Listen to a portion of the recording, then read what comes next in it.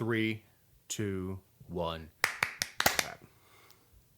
What the f*** are you doing? Checking with Eric. There's our opener right there. What the f*** are you doing? That poor boy. With friends like you and his enemies. You're listening to Let Me Tell You Why You're Wrong.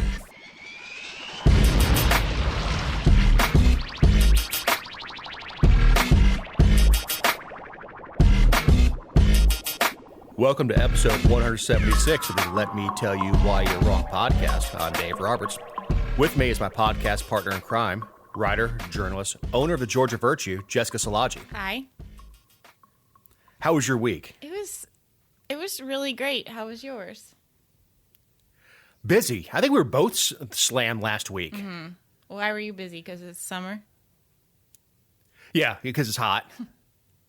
Did it rain, though? And it did. Oh, man, the other night last week, it was weird because I had the Braves game on TV, and they had like a couple drops of rain, and it was dumping buckets here. I mean, lightning, thunder rattling the house.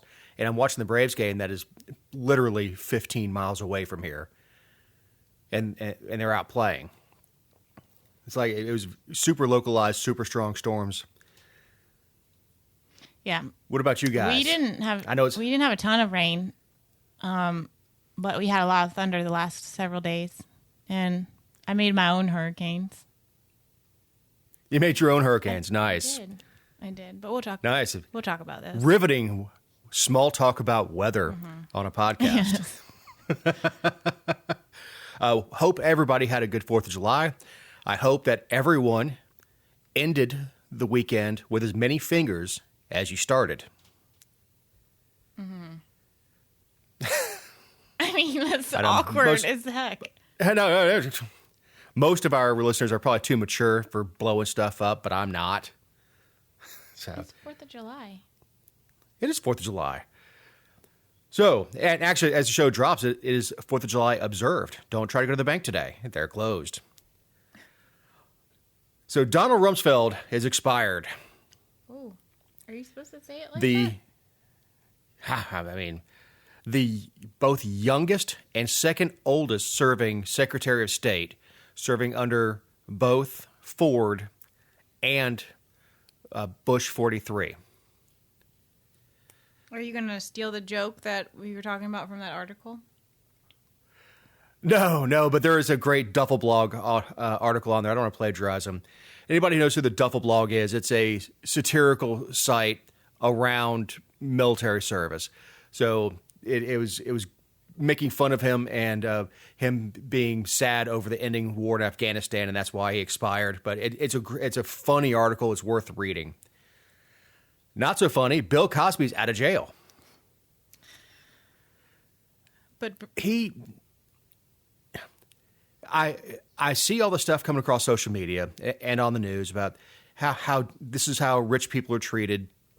It's a technicality. It's technicality. And from what I've read, he entered into a deal with a prosecutor to testify. And then when the new prosecutor took over, that person reneged and put him on trial. So I personally don't think Bill Cosby is completely innocent of all the charges. But those technicalities, and I'm putting air quotes as if anybody can see me, are what protect all of our rights. That we don't have a prosecutor make us a deal to testify and then turn around and go, you know what? Forget it. We're going to prosecute you anyway. Yeah. Don't you think that even if that hadn't happened, that there would be lots of room for Cosby to argue that he didn't get a fair trial just because of who he is and all the publicity and so, Oh, sure. You want to talk about poisoning a jury pool? Yeah. It was 24-hour coverage. There's nobody in that jury that if you say, do you know the defendant? Yeah. That's Bill Cosby over there. Eddie Murphy did, when he did his Mark Twain Award, look it up. Again, it's not going to be something we're going to link to our page, but it is hilarious. Of course, him going back to doing Eddie Murphy Raw and doing the Bill Cosby voice and all that stuff, and it was perfect. It wasn't over the top. He didn't take cheap shots, but was still funny. And honestly, Murphy needs to get back out on the road, do some stand-up, because he still got it. Now, not funny. Nearly every new law passed by the Georgia legislature this session is now in effect. So all the terrible things we told you about are reality, just about. I mean, there were a couple things that either had to be on the ballot this year or next, or just simply don't take effect until next year. But there's a lot that does start, like, well, of course, like the COVID restrictions and the standard tax deduction increases that they have, and the prohibition of police departments slashing their budgets. I don't know. All the really important work they do. Yeah, the porch piracy thing, of course. Student athletes getting paid. You can now burn trash in your yard. You can also burn yard debris without notifying state governing body. Which is I live in Paulding County. Burning trash in your yard is just the way things are done out here. I torch just about everything in my yard, in my field, and nobody's ever said a thing. I didn't even know you had to ask permission until this bill. But we used to do an annual burning of the Christmas tree at my younger brother's house, and that involved a very dry pine tree, a bottle of Elmer T. Lee usually, or some other bourbon, and we stand there like two half-wits laughing as we set the tree on fire. I said like two half-wits. I guess we are two half-wits. But at least we're not Virginia. Well, yeah, I mean, they are really taking on the hard-hitting issues. New Virginia law bans outdoor balloon releases with fines of $25 per balloon. I get it. Releasing balloons is not good for the environment. I mean, they go somewhere, the animals can ingest them, they have ribbons and all this, but really? Is anyone 16 or older who intentionally releases or discards a balloon that is not biodegradable will face a fine, and it's a criminal act, and the fines go toward the Game Protection Fund. It's one of those things. Do they need a law? Yeah, it's releasing balloons is a dick move. And I do like the fact they put it 16 and over. Yeah, so some child leaving a restaurant doesn't accidentally go their balloon and then have to pay $25 of all their chore money. No, it would be arresting the parents. Like having 7 police cars show up outside their house with a big file folder full of printed off photos of your child releasing it and what a bad parent you are, and have DFACS take your kids. We would never see anything like that. So, State Delegate Nancy Guy, Democrat, who sponsored the bill, told the Virginian Pilot, "I don't think people do these balloon releases out of malice. They do it out of ignorance about how dire these impacts can be. By having a statute on the books that makes it subject to a fine, it's now possible for environmental groups to publicize that fact." What? What was keeping him from doing it before? I mean, what kind of activist are you if you just sit around going, man, I'd speak out. I just wish there was a law. Yeah, it's pretty bad. This is Virginia. I mean, they don't even know what they're doing half the time up there. What if the balloon leaves Virginia and ends up in Maryland? How are you going to track the balloon is what I want to know. Exactly. I mean, unless you put a video up saying, like... Don't say it. People do it all the time. I know, but, if you don't put it on Facebook or social media, like releasing balloons or something, how are you going to find out if somebody released a balloon? The black market balloon releasing trade? No. The only way anybody's going to get busted on this is exactly that. They're going to put it on Facebook. It's the only way you can. I'm just imagining, like, Fairfax, Virginia drones flying after a balloon, trying to capture it to take fingerprints off of it. And then you get into, was it on purpose? No, all 25 My God, of those man. balloons, I tripped and they just shot out of my hand. Exactly. It's rather difficult to prove on purpose, unless you go on Facebook and go, my honey and I just released the 50 balloons to celebrate our 50th anniversary or something stupid like that. But people do it all the time. Well, and also, how do you prove that a balloon is, I mean, I'm sure there's ways, but like in terms of for court and in time, like how do you prove a balloon is not biodegradable? Right. I mean, it's just so much, like, I just really don't feel like anyone thought this through. Is there a sliding scale? Mylar take longer to biodegrade than latex or vice versa? I don't know, man. I mean, if they want, what they should do is, if they're going to release the balloons, just like set the ribbons on fire so you can release them and then they explode. They explode. Fill them with hydrogen. That's not a string. That's a fuse, Jessica. Got Hindenburg Sociology over here. You're welcome. Good Follow God. me for more tips on how to get through the loopholes of government regulation. Boom. So Giuliani picks the wrong candidate for Georgia governor. You can guess who this is. Former New York Mayor Rudy Giuliani is endorsing Democrat turned Republican who's challenging Governor Brian Kemp in the state's 2022 Republican primary. Vernon Yoga Pants Jones. The current governor has been a failure. I mean, he's had his time. He put together an election that wouldn't pass muster in Africa, Asia, and undeveloped countries. Said something like that. Mm-hmm. In my worst Brooklyn accent. He did say that. Ah, man. I don't care. I don't care about endorsements. I don't think endorsements help you any. I don't dislike Giuliani necessarily. I know his son is running for governor of New York, I think. I don't think it's mayor. I think he's running for governor against Governor Nipple Rings. I don't see where a Yankee lawyer coming down to Georgia and telling us who we should elect for governor is gonna help his case. I agree.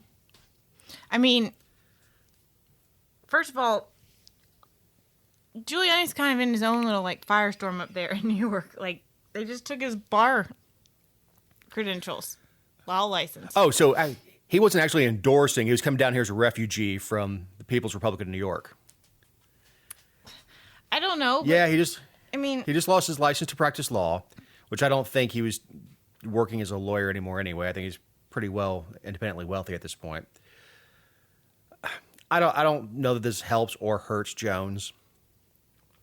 I think Jones has got a rude awakening coming when 22 gets here and the campaigns actually get fired up, and you're going to see people like Giuliani and Trump and a lot of other people stepping away from him.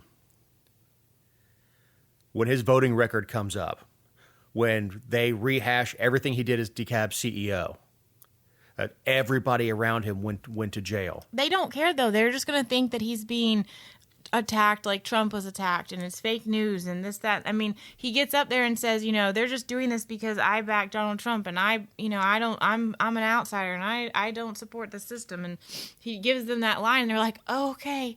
I mean, never mind that he was, the day he made his announcement that he was all of a sudden supporting Trump and this great Republican was, he actually hasn't said he's a Republican. What he said was that he left the Democratic Party, and what he said was that he was going to support Donald Trump, but he's been all over the map, and it's because it overshadowed his residency dispute. So many other disputes. Look, It did. It overshadowed his he's good on guns. And from what I understand, he's a hoot of a character to be around. He's not. Okay. At least not if you're a young woman in yoga pants just trying to get her workout in and not be harassed by somebody. Right. I don't know outside of the fact that we've got a black former Democrat coming out for Trump, what his claim to fame is. There isn't one. If you notice, everything Giuliani said was that Kemp is a failure, not that Vernon Jones is this awesome, super cool, super principled. And look, traditional Georgia people, Southerners, would consider Giuliani a Democrat if he moved down here and ran for office. He's a Yankee. Same thing with Trump. You know, Northern Republicans are Southern Democrats.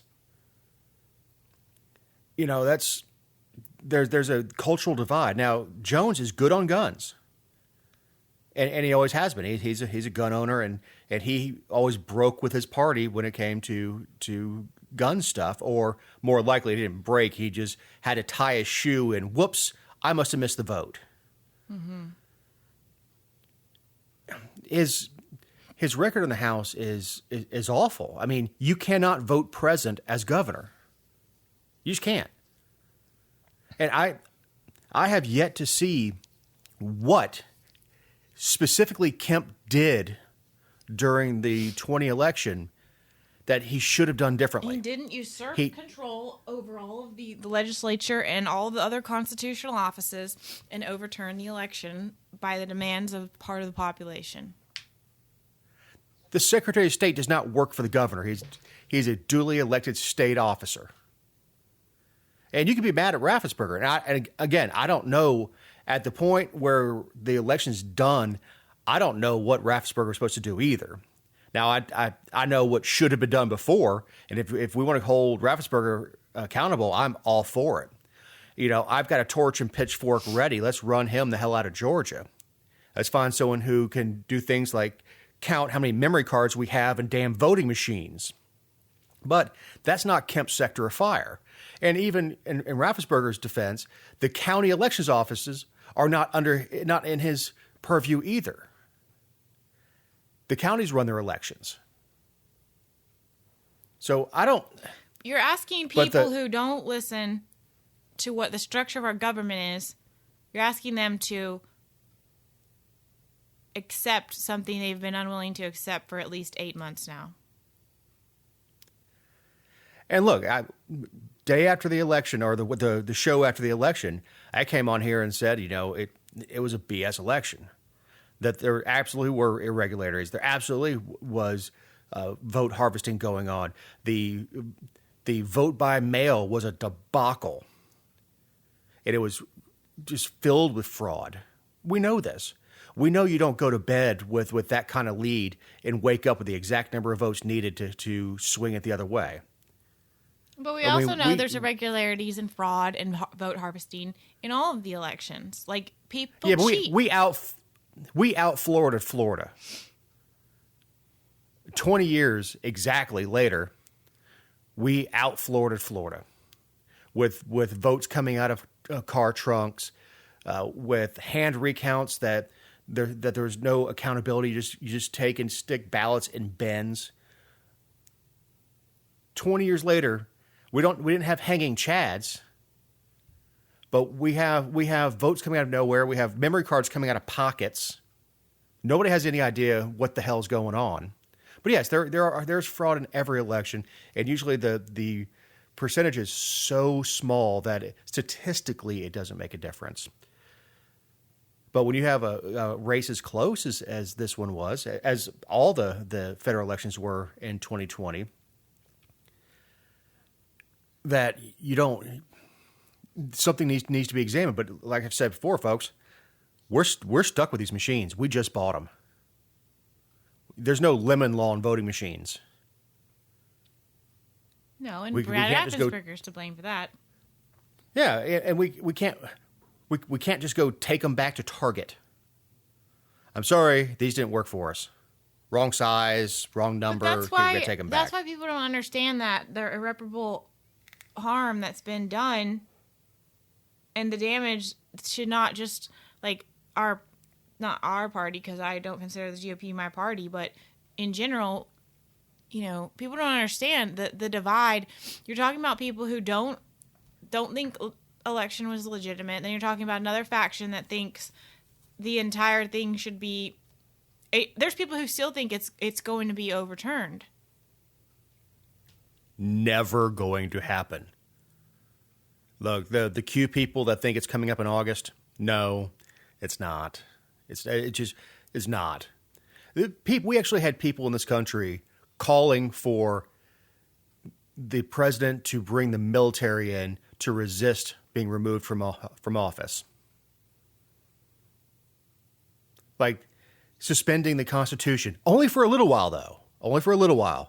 Just so we get a handle on the election. But you want to reason with people who are short-sighted, who don't want to, whose argument is, well, look at the precedent you're setting by accepting this. Well, right. The precedent is that we do accept the results, and unless we can absolutely prove otherwise. At no point do I want an Abrams tank rolling in front of the White House, positioning itself, and lining the streets with soldiers to keep the duly elected president-elect from taking office. Now, regardless of anything else that went on, the electors sat down, and that's it. Done. There's no going back. There's no backsies. That's it. Done. Focus on 22. Focus on 24. What does this have to do with Giuliani and Vernon? I don't know. Well, no, it was the going after Kemp. It's how we got down this hog trail of Kemp's a bad guy and Kemp's got to go because Trump doesn't like him. Gotcha. So, State Senator Tyler Harper is running for agriculture commissioner. Yeah, it's a bummer. It's a real big bummer. I mean, we were talking a lot last week, a week before, that it's time for Gary Black to roll on down the road. Yeah, but I didn't mean by this. Tyler Harper has been one of those senators who has flown under the radar because he's from South Georgia. He doesn't really have any principles, but he never had them, so people never expect him to be better. And he's just kind of sucked his entire career and just sucked in a corner. And he's also kind of short. So I think people just forget he's there. And now he's going to run for statewide office. We call that human furniture. like someone who just sits in the corner and they say something, you're like, oh, I forgot you were here. Pretty much. I mean, he's chairman of the Ottoman spoke. He's chairman of the agriculture or the natural resources and environment, whatever they call it in the Senate. But he has positions, but he, like I said, he votes for guns and he's pro-life, and so he goes through the motions, and he's never out front on anything that isn't really game warden, hunting, natural resources oriented.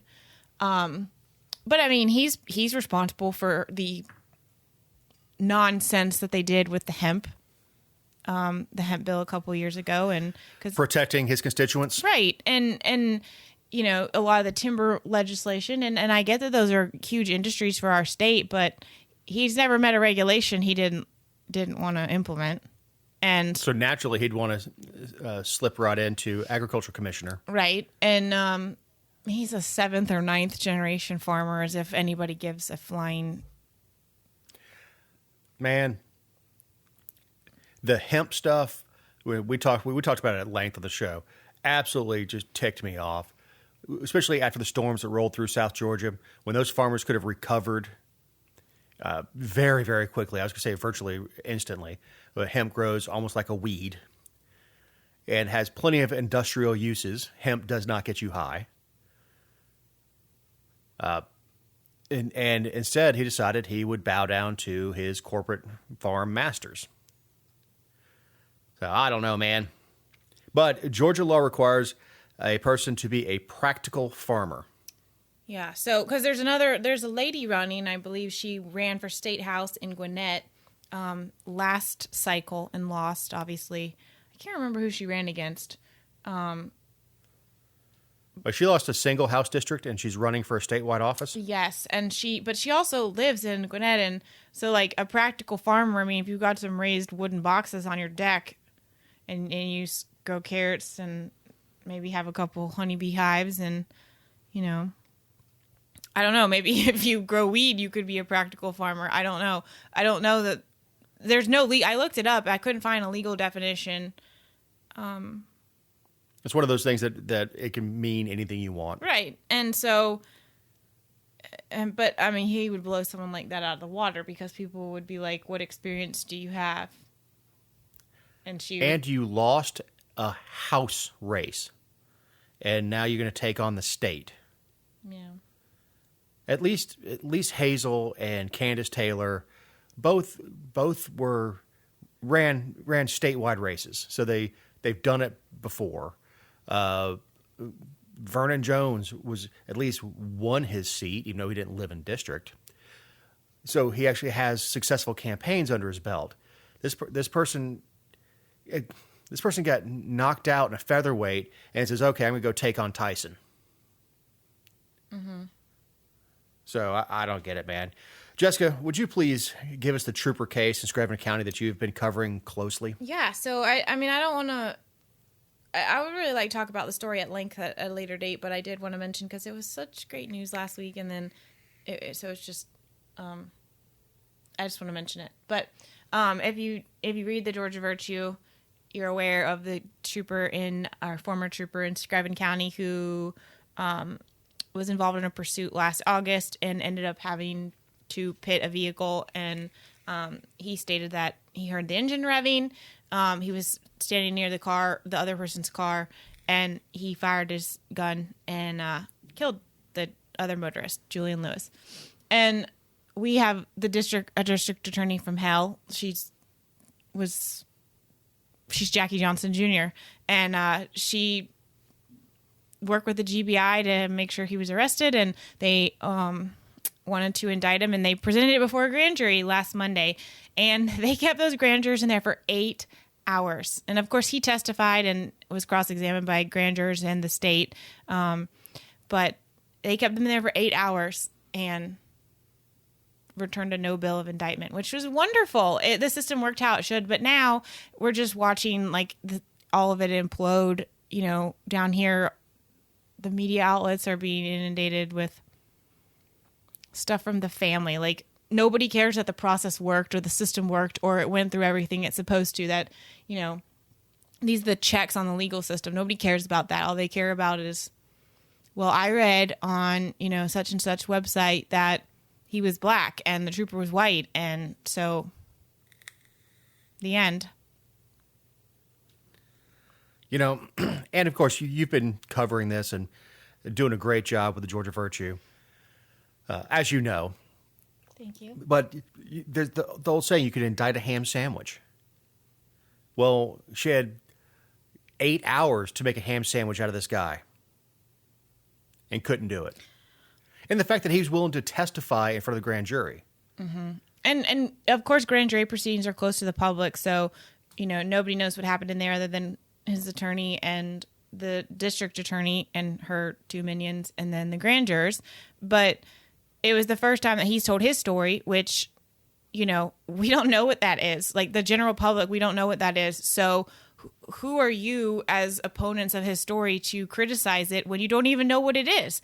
And, you know, there's been lots of arguments about how the case wasn't prosecuted. Like, they basically went in there and just, you know, willy-nilly, like, did it half-assed and wanted to get a no bill because they were just going through the motions. Well, if that was the case, they wouldn't spend that much time in there, because we all know that on any given day, any given district attorney will present 20, 30, 40 cases to a grand jury and get true bills on 39 out of 40.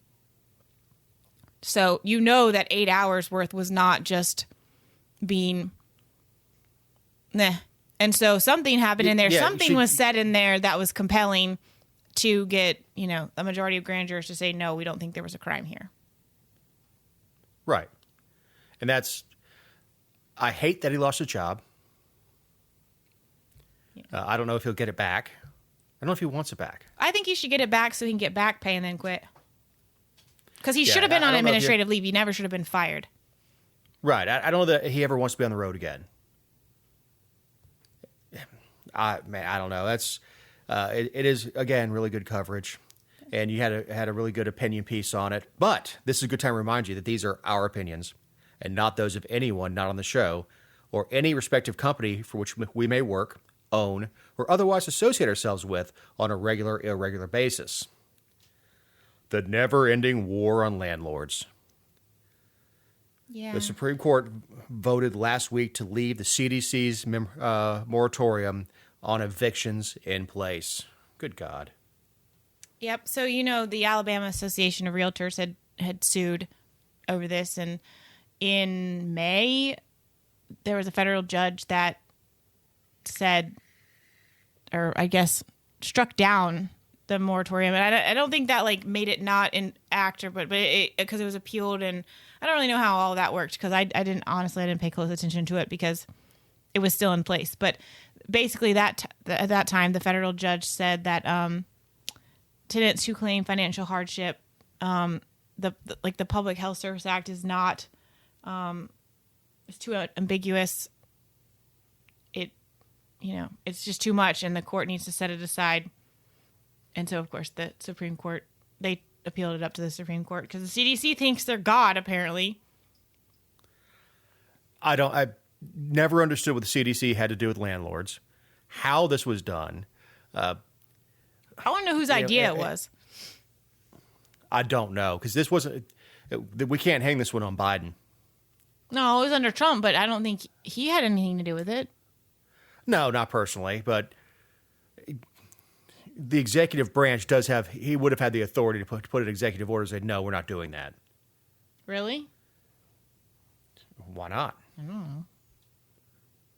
The CDC does whatever the hell what it wants. I mean, it is a branch of the federal executive, a branch of the executive branch, an arm of the executive branch. But worse than all that is what the Supreme Court did last week. Yeah, is that 5 of the justices actually think it should not be in place at all. Yeah, so the vote was 5-4. Kavanaugh, Roberts, Sotomayor, Kagan, and Breyer. Thank you. They said leave it in place. But Kavanaugh wrote the concurring opinion, and he said he voted not to end it because it's set to expire July 31st and because those few weeks will allow for additional and more orderly distribution of the funds that Congress appropriated to provide rental assistance to those in need in the pandemic. Okay, you unprincipled son of a bitch. If it's wrong for a year, it's wrong for a month, It's wrong for a day, it's wrong for a minute. And it's a flawed system that it took this long to get to the Supreme Court. I mean, that's the entire problem with the legal system at all is that, here we are almost at the end. And yes, the Biden administration has said they are not planning to extend the moratorium, but that doesn't mean that on August or, on July 30th, they can't say, actually. Right. Because we just can't throw these families out. And he said, and Kavanaugh said, and it was his opinion that Congress should pass clear legislation to extend the moratorium past July 31st if they so chose. Okay, so first of all, don't give them any ideas because the last thing we need is for that to be law. And second, like I said, you opted to make a decision in conflict with what you actually supposedly believe because you're expecting that the government will stop doing something it doesn't have the authority to do. They could have chosen not to take it up and let the lower court ruling stand. He could have voted with, I don't know, the Constitution and the law, and so the CDC doesn't have the authority to do this. And then, of course, Roberts embarrasses my name. And trust me, I don't need any help. Mm-hmm. He has been known to side with the liberal wing of the court. Kavanaugh was kind of a surprise to me. But all we hear about are these poor people that can't pay their rent. You can't catch up on rent by not paying it. So if you can't pay $1,500 a month, how are you going to pay $15,000 after 10 months of being behind? Well, I did a little research on renters. And so their argument is that there's 7 million American households that are behind on their rent. We don't know how many of them were behind on their rent before the pandemic started. We don't know how many were on the verge of getting evicted. We don't know any of that. But we do know that they make up 2.3 or 2.13% of the population. 7 million people out of 328. That's households versus population. Sure, but you're talking about... So I think the percentage is actually higher than that. Dave, I don't do numbers. Ma'am. We're just talking... Girls in math. It doesn't matter. The numbers don't matter. What matters is that we're making policy decisions based on such a small portion of the population. And that rental properties, by and large, except for apartment buildings and things like that, but like actual rental properties are 92% of them are owned by individuals. And 50% of them have mortgages on them. So what have you done to the people who, and we've talked about this, but you've made this decision based on this small percentage of the population and then go on to say that you don't really give a damn about the people who owe a mortgage, which I don't think we should do anything for them. But, they surveyed 250 million Americans who got a stimulus check last year, and 10% of them used it to pay rent because there was an eviction moratorium, so they didn't have to. Right. That's tomorrow's problem. I want a TV today. It was funny when the stimulus checks came out, all of a sudden, all the TVs at Walmart, one, were out of stock, and two, were almost exactly the amount of the average check. And look, I never thought the stimulus checks were a good idea anyway. They weren't targeted. Even if you were going to give relief to specific people who were out of work, it went to a lot of people who never missed a paycheck. Government employees got stimulus checks. The ones that weren't over the limit, because there are plenty of government employees that are over that limit. But they got stimulus checks. They never missed a paycheck. I don't care if they didn't go in. If you work for the tag office and you didn't go to the office because the tag office was closed for several months in 2020, you still got your check. Where a lot of people who were waiting tables didn't. And again, I'm not supporting a government program to do it, but if you really are a bleeding heart, you wouldn't be writing these big checks to everyone. It would be targeted relief. This is on top of unemployment, on top of any other aid that was out there, on top of the SBA loans that were put out there, encouraging small businesses to keep their employees on the payroll and forgiving the money they're paying their employees. So all this money goes pumping into the economy, and 90% of people say they didn't use it to pay rent. But Kavanaugh says it's not a big deal because it's about to expire, hopefully, maybe. Man, it's just principles, man. Principles. If it is... I beat him, but just for a few minutes. So it doesn't count. I mean, the beating's going to stop soon, so really, I shouldn't be charged with a crime. A little bit pregnant. A little bit pregnant. Yeah, I mean, that's he would have been better off if he had voted the way he voted and shut up. Well, yeah, I agree with that. If you're going to be on principle, don't write the opinion. Right, exactly. So, speaking of SCOTUS, court will not hear the case challenging Massachusetts income tax on telecommuters who don't live or work in Massachusetts. Did you know about this before this? I didn't know about this. No, but I'm not shocked. Well, no, I mean, nothing surprises me anymore, but I mean, New Hampshire is suing Massachusetts over teleworker taxes because Massachusetts has been taxing out-of-state teleworkers that work for their companies. And, I mean, first of all, how can you tax someone who doesn't live there? I don't understand.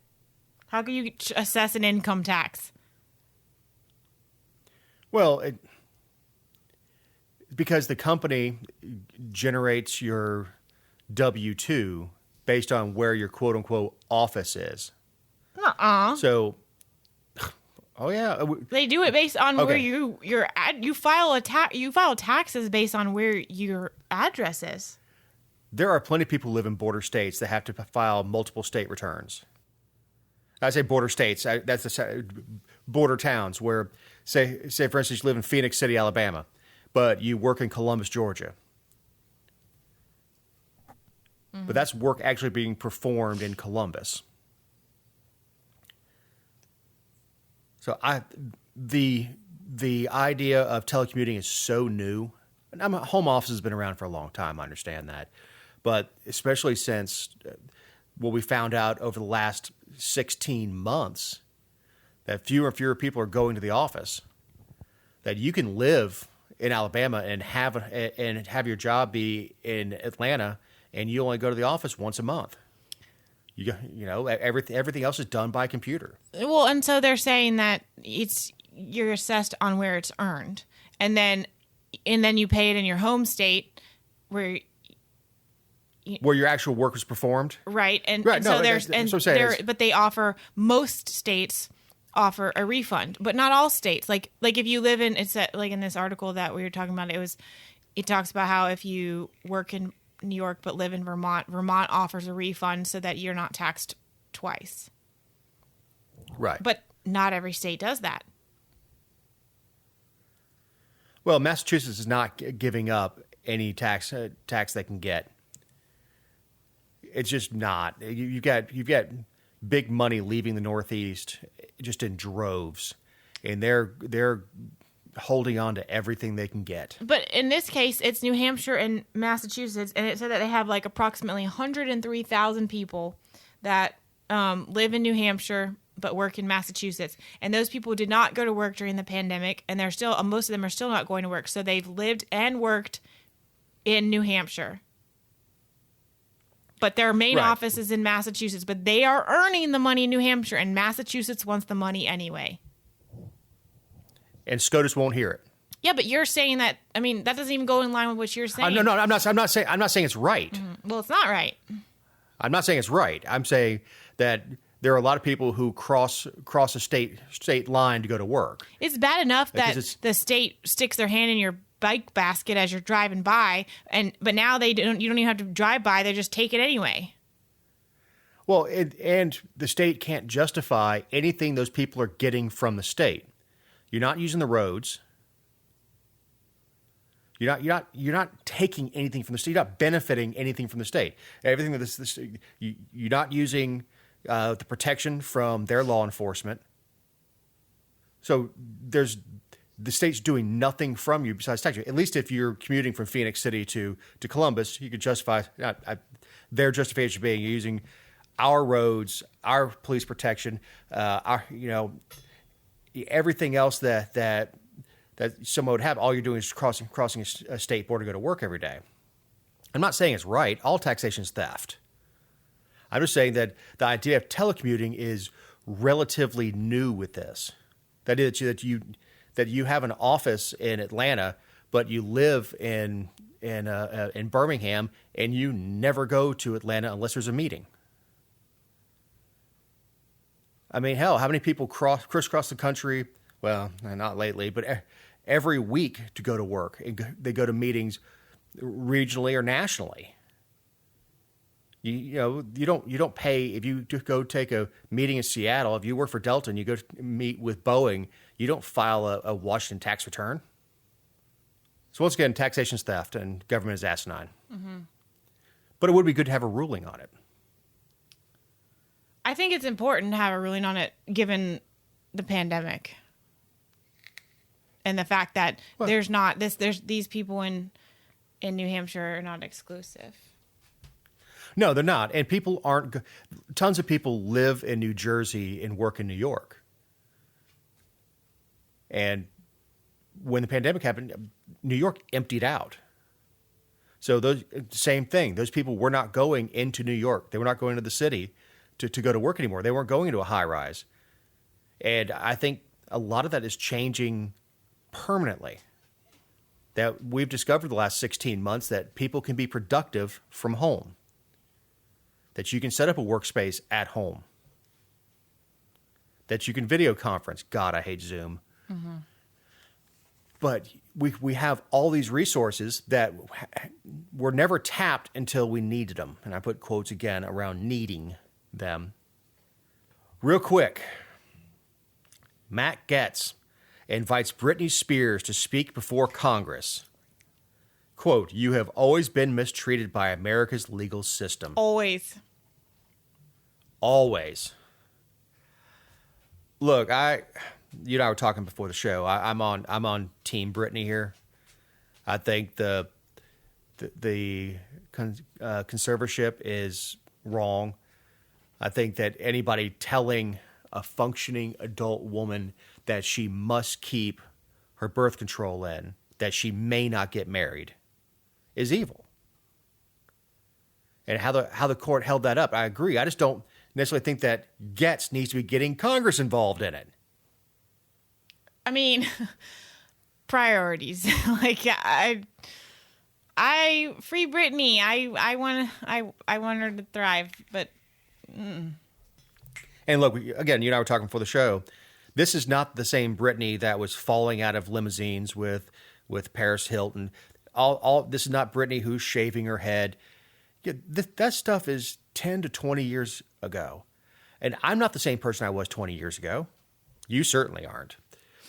No, I was just 12.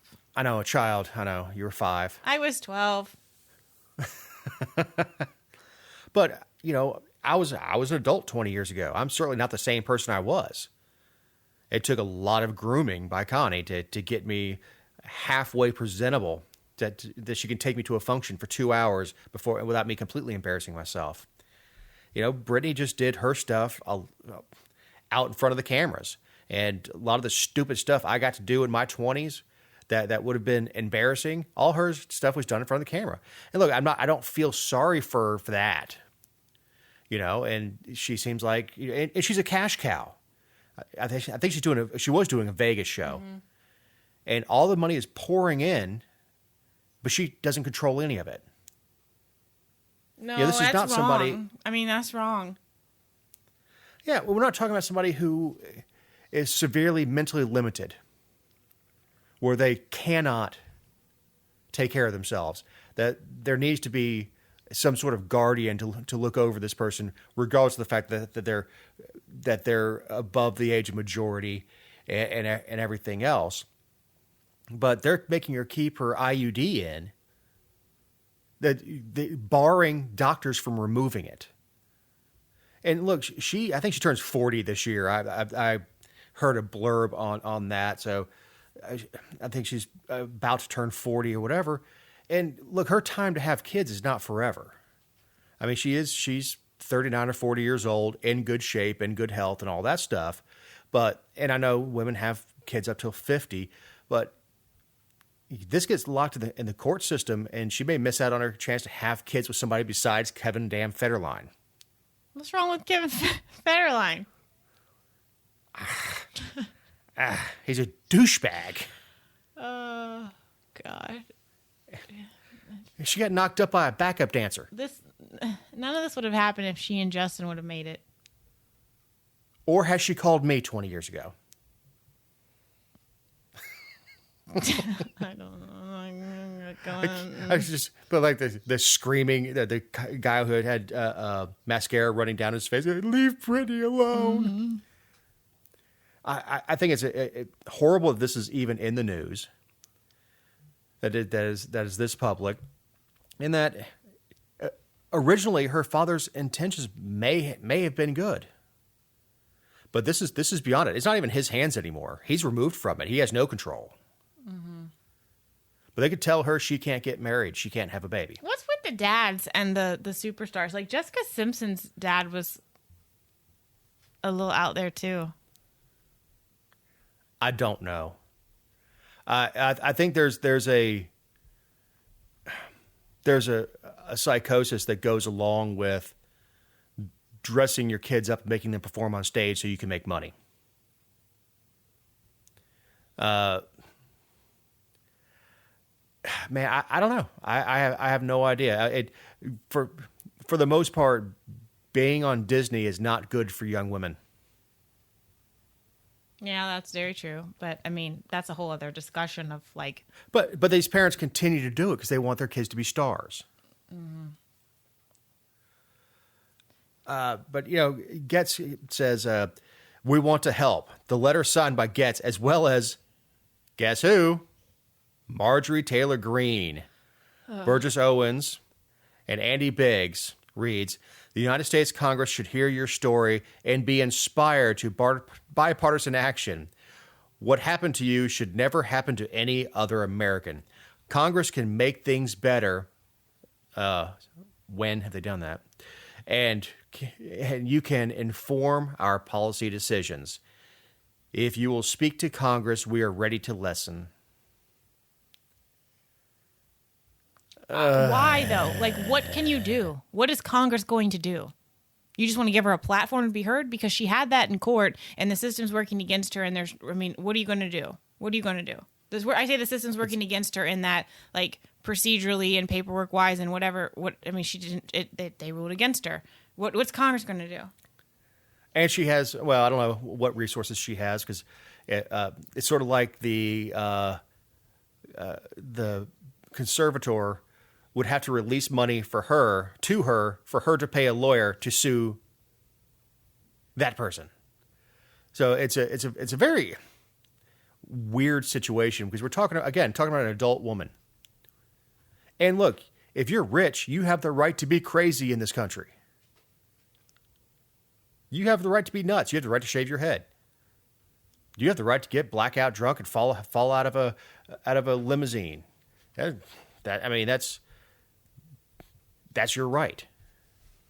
What someone doesn't have a right to do is force birth control on you, take your money from you, and tell you where you have to live, where you can perform, who you can marry, if you can marry. But that being said, it's also not Matt Gaetz's role to be sticking his little fingers into the judicial branch. We're just going to write the Britney's law? It won't apply because, You can, in fact, not hit her one more time. Oh, jeez.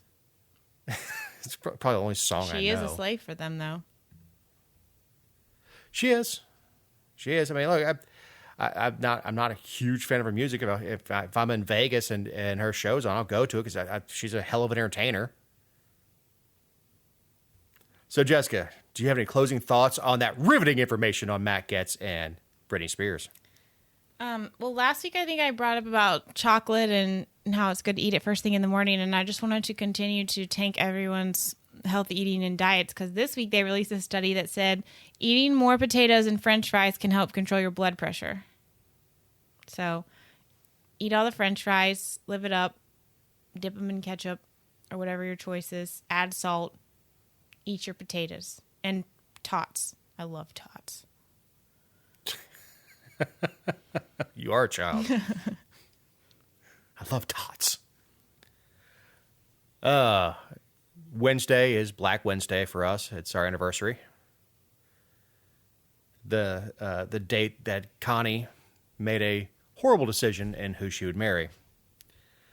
We were married on 7/7/7, and she picked that date so I would remember it. Woo-hoo. We were talking before the show. I remembered the date of the assassination of Archduke Ferdinand, but I couldn't tell you when my father's birthday is. It's in August sometime. So Terrible. I know I'm terrible. I remember my mom's because it was the code to the boat lift.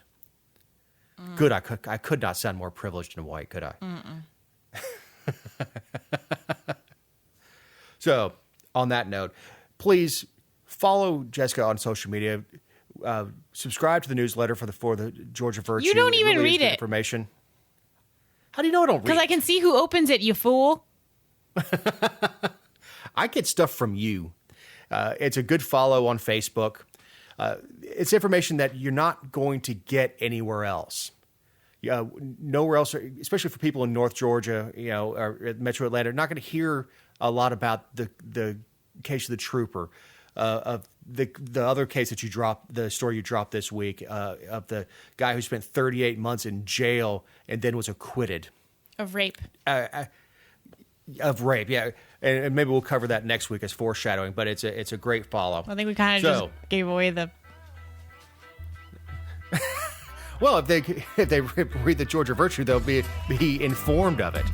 So if you like what you heard, like and share us on Facebook. For Jessica Szilagyi, my podcast partner, for Eric Cumby, our editor, I'm Dave Roberts. Have a great week.